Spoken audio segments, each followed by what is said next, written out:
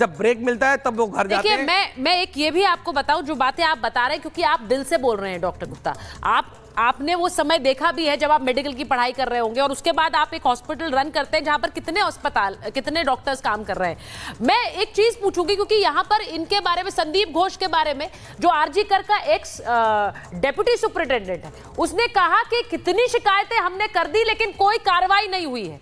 अब सबसे बड़ी बात यह है कि मैं एक बार डॉक्टर गुप्ता मैं आपके पास आऊं, उससे पहले एक मैं जल्दी से रिएक्शन लेना चाहती हूं। ऐसा व्यक्ति कौन हो सकता है जिसके बारे में बार बार शिकायतें हो अवधेश जी, लेकिन कोई कार्रवाई ना हो? बार बार शिकायतें हो रही है, कोई कार्रवाई नहीं हो रही है।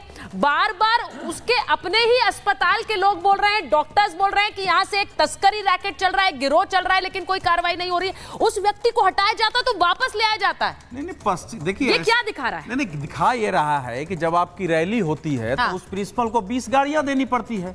नेताओं के ठहरने के स्थान बनाने पड़ते हैं, 5000 लोगों को भोजन के ना है 5 करोड़ रुपए देने पड़ते हैं। तो ये सत्ता, मैं बार बार जो कह रहा हूं कि संदीप घोष जो है वो भ्रष्टाचारी, उसको तो उसमें तो कहीं कोई डाउट ही नहीं है कैसे अस्पताल चल रहा है। जो आरोप लगे वो सारे आप चला दीजिए। मैंने उसको नेशनल मेडिकल कॉलेज का प्रिंसिपल बना दिया, इससे जो ज्यादा प्रतिष्ठित कॉलेज है वहां का प्रिंसिपल बना दिया था। लेकिन ये मत भूलिए कि कोई अकेले प्रिंसिपल जो है भ्रष्टाचारी नहीं हो सकता है कॉलेज में, जो आज उस पर एग्जैक्टली मैं यही बात पे मैं आना चाह रही हूँ। सुना ऐसा है, अब सरकार उनके ये जो जिसके बारे में संजय राय के बारे में आप बता रहे हैं तो क्या है वो? अच्छा, ये बात नहीं, ये बात तो कभी सामने नहीं आई। ममता बनर्जी ने तृणमूल कांग्रेस के लोगों के लिए एक वॉलंटियर का पद क्रिएट किया 2011 के बाद। तो वही वॉलंटियर है, लिखता है पुलिस, कलकत्ता पुलिस, वो पुलिस की वर्दी में भी पहुंच जाता है। अरे भाई, एसीपी सर बताएंगे, एसीपी सर को लीजिए जरा। ये जो घटना है, ये पूरे माफिया तंत्र, वहाँ की अस्पताल, वहाँ के कॉलेज, वहाँ का प्रशासन, वहाँ का पुलिस,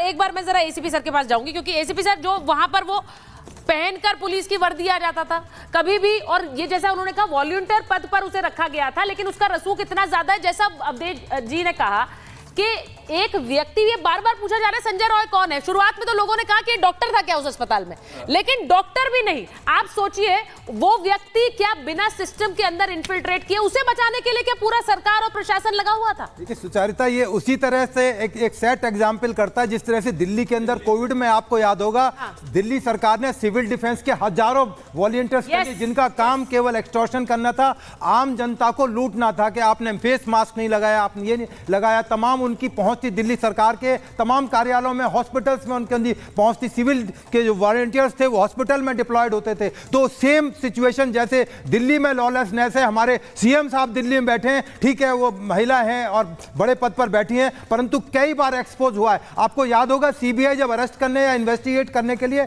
वहां के कमिश्नर के पास गई थी, तो सीएम आके उसके लिए धरने पर बैठ गई थी। तो ये पूरे हिंदुस्तान में ये अपने आप में पहला एग्जाम्पल है कि सीएम आकर अपने सीपी को, कमिश्नर को प्रोटेक्ट कर रहे हैं। कहीं ना कहीं प्रोटेक्शन, इसीलिए कमिश्नर पर सवाल उठ रहे हैं, सवाल तो उठने चाहिए। अब ये जो आरोप आप चला रहे हैं, जरा एक बार फिर से चला दीजिए, क्योंकि मैं डॉक्टर एलसी गुप्ता से इसी पर सवाल बात करना चाह रही हूँ। डॉक्टर गुप्ता, जब हम किसी भी क्राइम को इन्वेस्टिगेट करते हैं, क्योंकि हमारे दर्शक समझें, डॉक्टर गुप्ता फोरेंसिक एक्सपर्ट हैं और बड़े रिनाउंड फोरेंसिक एक्सपर्ट हैं।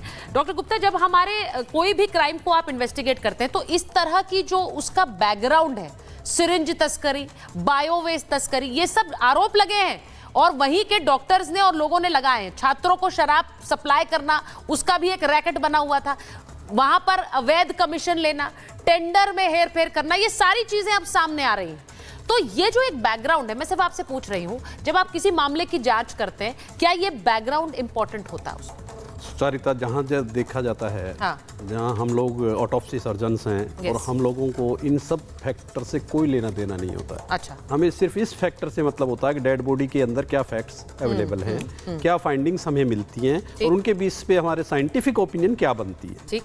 अननेसेसरी और नेसेसरी प्रजम्पशंस एंड अजम्पशन किए जा सकते हैं, बहुत बड़ी, पर मैं इस बार में कहूँगा कि there is two thing, one is negligent act of police, politician और any other, and one is intentional and deliberate act. इस केस के अंदर तो क्लियर दिख रहा है कि हर लेवल पे, हर जगह, हर एजेंसी द्वारा डेलिब्रेट एंड इंटेंशनल एक्ट किया गया है। देखिएगा, जहाँ तक उनके डिप्टी सुप्रिंटेंडेंट मेडिकल कॉलेज के जो कंप्लेंट कर रहे हैं प्रिंसिपल साहब की, वो अपने कंप्लेंट में 5, 6, 7 लोगों के नाम लिखता है कि ये लोग इस तरीके से क्राइम में इन्वॉल्व थे।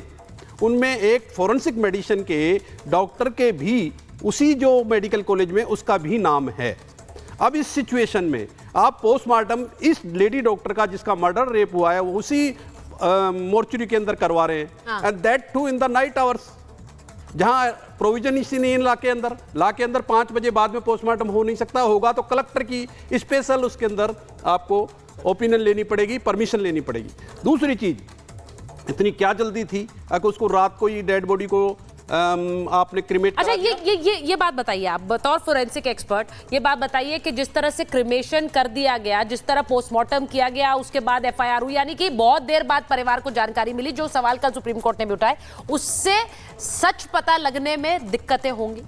डेफिनेटली मैं तो कह रहा हूं ये पूरा पोस्टमार्टम का जो सिस्टम जो पैदा किया गया इस केस के अंदर वो ही संदिग्ध है। इस केस में पोस्टमार्टम इस इंस्टीट्यूट में इधर होना नहीं चाहिए था। अगर हुआ तो दिल्ली के अंदर जैसे हम लोग करते हैं 3 डिफरेंट जगह से सीनियर मोस्ट ऑटोप्सी सर्जन्स आते हैं, स्पेशलिस्ट होते हैं, वो आके उस जगह पोस्टमार्टम करते हैं। एक केस हिंदू राव में हुआ था इसी तरीके से बहुत पहले। उस टाइम पे जो इन्वेस्टिगेटिंग ऑफिसर थे एक डीसीपी थे, और उनने जब इन्वेस्टिगेशन किया तो 3 लोग डिफरेंट जगह से बुला के वहां हिंदू राव में पोस्टमार्टम किया था। हिंदू राव के डॉक्टर को हटा दिया गया था। ठीक है, I was one of the part of that postmortem examination. इस सिचुएशन में जो यहां पे लग रहा है, जो इस सिचुएशन में यहां लग रहा है, पोस्टमार्टम इस इंस्टीट्यूट में इधर तो होना नहीं चाहिए था। होता तो बाहर से डॉक्टर बुला के 3 स्पेशलिस्ट बुला के एक बोर्ड कंस्टिट्यूट करके करवाना जाए। अच्छा, यही बात मैं आपसे पूछती हूँ डॉक्टर गुप्ता। उन्होंने कहा कि अस्पताल में ही हत्या हुई, वहां पर रेप हुआ, उसके बाद वहीं उन्होंने पोस्टमार्टम कर दिया। कैसे भरोसा करेंगे कि भाई उन्होंने सही किया? बिल्कुल ठीक कह रहे हैं। अगर आपके यहाँ क्राइम हुआ है और क्राइम में आप सस्पिशियस हैं, आपका रोल हो सकता है, तो वहां पुलिस को भी एक रोल क्लियर नहीं है। पुलिस भी संशय में आ जाती है, पुलिस भी कटघरे में आ जाती है कि पुलिस ने कैसे इजाजत दी कि वो सेम मेडिकल कॉलेज में पोस्टमार्टम होना चाहिए। आइडली इसके लिए एक बोर्ड गठित होता, एक्सपर्ट दूसरे मेडिकल कॉलेज से आते, उसकी वीडियो रिकॉर्डिंग होती, पूरा पैनल गठित होता और उसके बाद वो रिपोर्ट बाद में जारी की जाती। तो कहीं ना कहीं जो पोस्टमार्टम भी हुआ है वो भी संशय के घेरे में। कहीं ना कहीं एक चीज देखिए ना, पोस्टमार्टम क्या, उनका जब सारा इंटेंशन ही शुरुआत से ही खराब है। पहले डेथ हुई वहां पे, उसके बाद जैसे ही डेड बॉडी को हटाया गया, वहां को उसके वहां के जितने सबूत थे सब हटा दिए गए, वहां तोड़ फोड़ कर दी गई। वहां पे जो बगल वाला कमरा था रिनोवेशन के नाम पे उसको तोड़ दिया गया, इसको भी तोड़ दिया गया। जो भी प्रूफ मिल सकते थे उनको कहीं ना कहीं छुपाने की, हटाने की कोशिश की गई। इस व्यक्ति को भी बचाने की कोशिश की गई। एफआईआर लेट हुई है, ये तो हमने नहीं, तो सुप्रीम कोर्ट ने सारी बातें मानी है और सब बातें संज्ञान में ली है और स्वतः संज्ञान में ली है। एग्जैक्टली। अब मैं एक बार मैं जरा ये भी सुनवाना चाहती हूँ। हाँ, मैं आ रही हूँ, इसी विषय मैं आपके पास आ रही हूँ। मैं एक बार जरा ये सुनवाना चाह रही हूँ कि संजय रॉय जो कि